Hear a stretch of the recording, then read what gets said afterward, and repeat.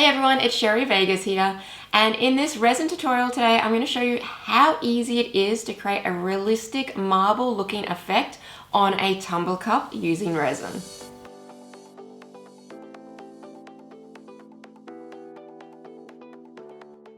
To start off with, I've mixed up 40 mils of epoxy resin for my tumbler cup, and I'm going to be dividing off a little bit of that. So I think it was about 10 mils I divided off because I'm going to be doing the majority of this piece with white resin, but I do want to put a little bit of the resin to one side just so I can add a bit of this mica sparkle powder into it.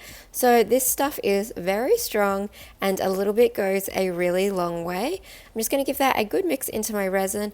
And then into the majority of my resin, I'm going to add a white. So the white that I'm using today is Art Armor's white that I'm going to be adding into my resin. And I'm going to be putting a decent amount, like about a pea size, into the resin that I am using. I'll also be using a shimmer powder. So this one is called Steel and it's kind of like a chrome, as well as an alcohol ink, which is a copper, and some white pinata alcohol ink as well. I've already prepped my tumbler cup and I've spray painted it white, and now I've just got some tape around the top because it is the type of tumbler cup that has a twist on lid, so I definitely do not want to be getting resin in that part. So I've just put a bit of painter's tape to protect that area from the resin overflow, and I'm placing down my white resin, and you just want to place this all over. Do a little bit at a time because a little goes a really long way with your tumbler cups. So just give it a really good coat. I like to use my hand to kind of just smooth it out and make sure every area has an even amount of my white resin. The resin that I'm working with today has a half an hour to 40-minute sort of working time with it, so I can go really slow with this. I let that white just sit on that tumbler cup for probably about 5, maybe 10 minutes before I even started any of my design work, just because if you do this all within the first 5 minutes of mixing that resin up, it's got that next half an hour to 40 minutes to flow and change. So sometimes it's really good to kind of let the resin sit for a little bit and let it get a bit thicker before starting to work with it, because otherwise it can flow too much and blend out your patterns too much. So what I'm doing now with my powder is I'm just sprinkling it on top of the white resin, and this gives such a beautiful look to the whole marble effect on the tumbler cup. So I've sprinkled it on in some key areas, and this will set into the resin. I don't need to blend it in with some resin, but I really wanted that sort of powder look coming through, that sort of haze. I don't want it to be mixed into the resin because I won't get that really sort of natural sort of dusting look coming.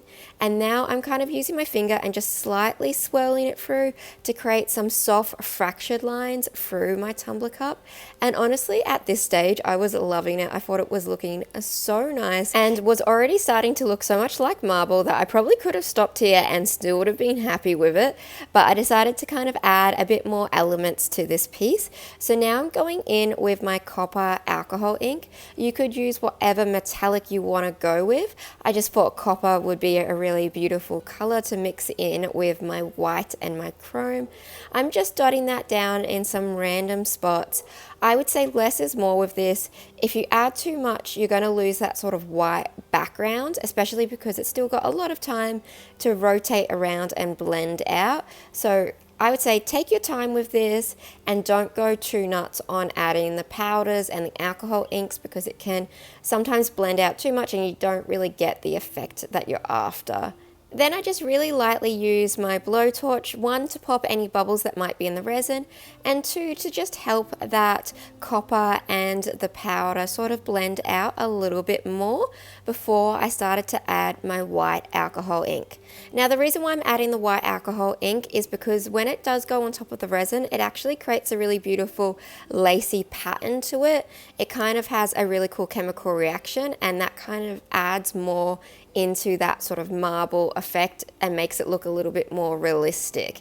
So I've just dotted a few drops of the alcohol ink, the white one, all over, and then I'm just going to add a little bit of my extra white resin, and I'm going to do that going across my cup to start creating some fractured lines, because when you are doing pieces on a tumbler cup, you'll notice that you'll get bands going around, because obviously the cup is round. The cup is round, and as it's going around, it's any patterns or any sort of resin you add on, it starts to create bands, and obviously with marble it doesn't have bands, so we want to add some fractured lines in. So I started doing that by adding just some extra white resin on top, and also dragging my powder pop stick across just to break up those bands that you do get from the cup rotating around. I let the cup rotate for another 5 minutes just to blend those patterns a little bit more, and then what I like to do with this marble effect to obviously break up the bands, I pull it off the tumbler cup turner. So I switch that off, and then I pull this off and I hold it up, so that way you can see this resin is starting to pour back around more on a diagonal and not doing those perfect circle bands going around the cup. So I find this really helps to get that really beautiful lines going down the cup instead of around the cup. And then once I'm kind of happy with the blending, I put it back on my turner just so that way it can keep rotating, obviously, until the resin sets. Now, if you do feel like certain areas are blended a bit too much, or you've lost a little bit of the white background, you can always go back in with some more alcohol ink if you feel you need it. You don't have to. If you're happy with how it's looking, you can go straight to this step, which is adding on the last part of resin, which is that mica sparkle powder. Oh my god, I'm getting tongue-tied today. So I'm now doing the very last step, and the reason why I've left this to the very end is obviously if I did it at the start, it would blend out too much and I would lose it, and when I put other colors on top, it would just disappear. So by leaving this to the point where the resin is getting quite thick and starting to gel, it means it's going to hold those lines a lot better, and they'll be more visible when the cup is finished.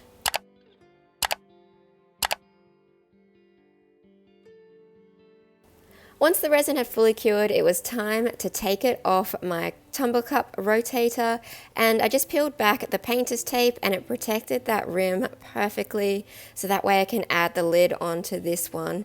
And this is the finished tumbler cup. I am so happy with this, and I think it looks awesome and really marbly. I absolutely love the powder on it because it gives that really soft haze and that really natural organic marble look to it. I also love like the mica lines and all the fracture lines going through it that you see in real marble. It looks awesome, and the little spots where all the colors blend in together is so good, especially that alcohol ink dropped on top. You can see here you get a really nice separation. But yeah, I absolutely love this effect. I think it looks so great.